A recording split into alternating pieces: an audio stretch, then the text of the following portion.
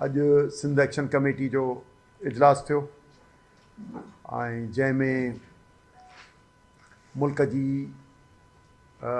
मौजूदा सियासी सूरतहाल ते तफ़सीली गौर वीचार कयो वियो। मुल्क जी हलंदड़ वहिंवार ते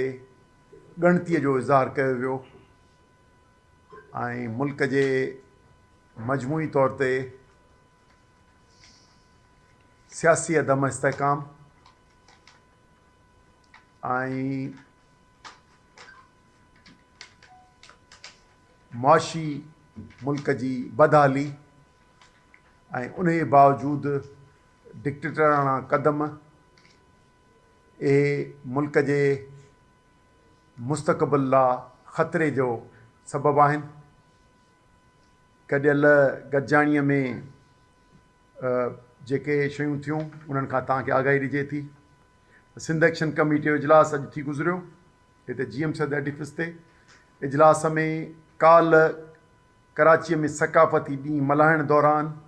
सिंध जे नौजवाननि ते सिंध पुलिस रियासत तशदुद ऐं गिरफ़्तारियुनि जी सख़्त लफ़्ज़नि में मज़म्मत कंदे उन जो ज़िम्मेवार पाकिस्तान पीपल्स पार्टी जी सिंध सरकार खे क़रार ॾिनो वियो, जंहिंजे अहकामनि ते सिंध जे सकाफ़त जे क़ौमी ॾींहुं मल्हाइण खे रोकण लाइ बग़ैर जवाज़ जे नौजवान खे रोके संदनि मथां वहशानी तशदुद ऐं पुलिस एहलकारनि जे तरफ़ां गुथा लफ़्ज़ इस्तेमालु कया विया, जंहिंजे सॼी सिंध ऐं सिंध खां ॿाहिरि रहंदड़ सिंधियुनि जी दिलि आज़ारी थी आहे। इजलास में घुर कई वई त पीपल्स पार्टी जी सिंध हुकूमत सिंधी क़ौम खां माफ़ी वठे ऐं ज़िम्मेवार एहलकारनि ख़िलाफ़ु क़ानूनी कार्रवाई करे। इजलास में 26 ऐं 27 आइनी तरमीम ज़रिए मुल्क अंदरि आमरियत मड़ी वई आहे ऐं अदालत खे कमज़ोर करे सरकारी अदालत जो क़याम आंदो वियो आहे, जंहिं ज़रिए मुल्क अंदरि इंसानी बुनियादी हक़ ख़तमु करे सियासत ते बंदिश विधी वई आहे, जेको अमल क़ाबिले मज़म्मत आहे। इजलास में मुतालबो कयो वियो ऐं उन सां गॾु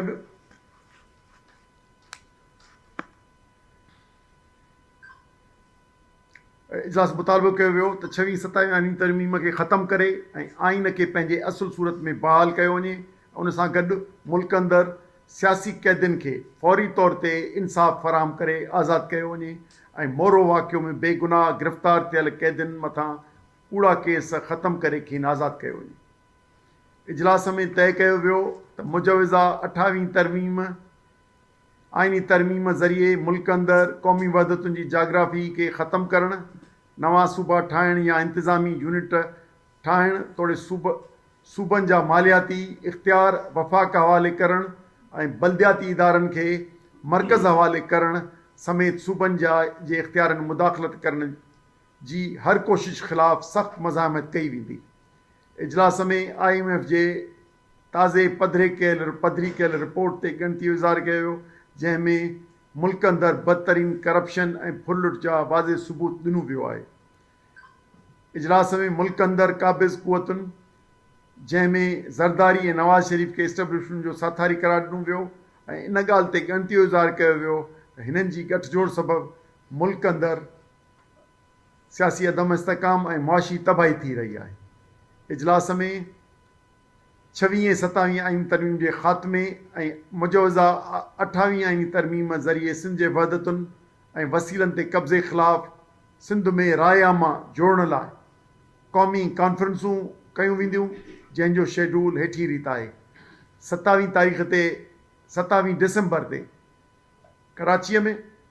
2 जनवरी ते हैदराबाद में, 8 जनवरी ते लाड़काणे में, 22 जनवरी ते नवाबशाह में। अहिड़ी तरह सॼी सिंध में क़ौमी जागरता पैदा करण लाइ क़ौमी कॉन्फ्रेंसूं, वधीक क़ौमी कॉन्फ्रेंसूं ऐं इज्तिमा मुनक़िद कया वेंदा।